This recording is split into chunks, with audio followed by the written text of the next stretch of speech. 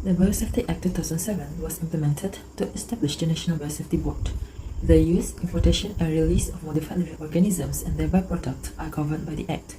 The Act intends to safeguard biological diversity, the environment, plants and animals, and also human health. Biosafety Level 1 risk assessment was included in the Biosafety Act 2007.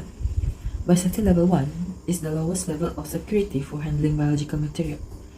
This risk assessment is intended for the use in laboratories working with microbes that do not infect healthy people. The risk assessment was conducted in Plant and Environmental Biotechnology Lab. The assessment consists of 4 parts: laboratory facilities, safety equipment, work practices, and records and documents. For the first part, there are 3 boxes that is not performed in the lab. First, there is no universal biohazard symbol for BSL1 posted at the entrance of the lab.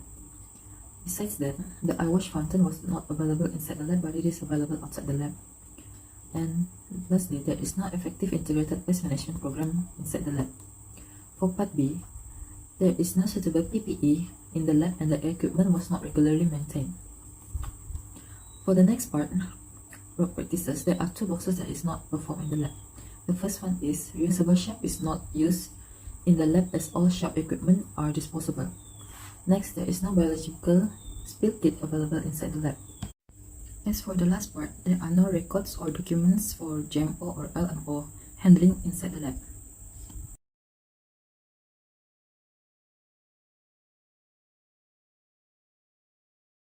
Moving on to compliance plan, we have identified some issues from the lab based on the risk assessment.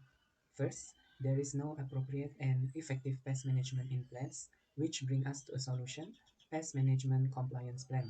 So, we suggest some action to develop an integrated pest management, establish a partnership with a licensed pest control professional, establish a procedure for reporting any signs of pest activity or sightings, implement proper waste disposal to avoid any pests, and last, schedule a routine inspection to detect early sign of pest infestation.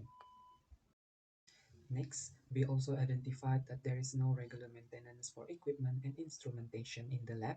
For example, malfunction autoclave, which brings us to the solution: equipment and instrumentation maintenance plan. With that, we suggest some action to develop a schedule for regular maintenance and validation of laboratory equipment. Second, ensure a proper documentation of maintenance activity and calibration records. Third, establish routine intervals for inspecting and servicing laboratory equipment. And last but not least, implement procedures for troubleshootings and addressing equipment malfunction. So next, I'm going to present the implications of non-compliance in the laboratory. First, the implications of non-compliance relate to health and safety risks. Pests can pose health risks to laboratory personnel by carrying diseases. Additionally, improper maintenance of equipment result in malfunction or accidents, leading to injuries. The second implications of non-compliance will be equipment malfunction and downtime. Irregular maintenance of laboratory and instrumentation increases the likelihood of malfunction and breakdowns. This can result in unplanned downtime and delaying certain experiments. The last implications of non-compliance will be contaminations of experiments and samples. Pests can compromise the integrity of experiments and samples by introducing contaminant. This can lead to inaccurate or unreliable results. Next, I'll be presenting the benefits of regulatory adherence. First, decreased chance of accidents and injuries. By following safety guidelines reduces exposure to potentially hazardous substances and procedures safeguarding researchers as well as the environment. Next is enhanced risk management. Possible financial and environmental hazards are reduced by using correct and proper chemical handling, waste disposal, and emergency response protocols.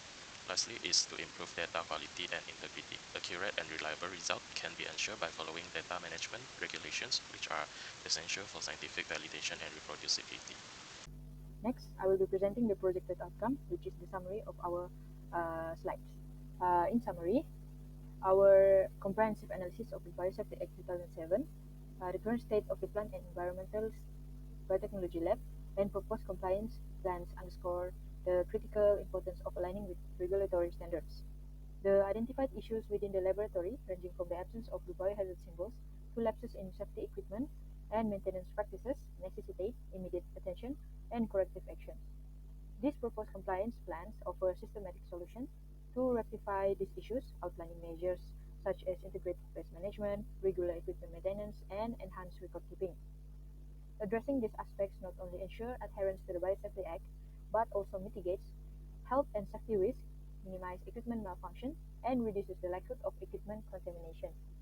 Furthermore, our exploration of the implication of non-compliance and highlight of the potential health risks, equipment downtime, and experiment contamination that could arise. On the flip side, the benefits of regulatory adherence are clear: decreased chances of accidents and injuries, enhanced risk management, and improved data quality and integrity. By diligently implementing the proposed compliance plan and fostering a culture of regulatory adherence, we not only safeguard the well-being of the laboratory personnel, but also contribute the reliability and credibility of our research.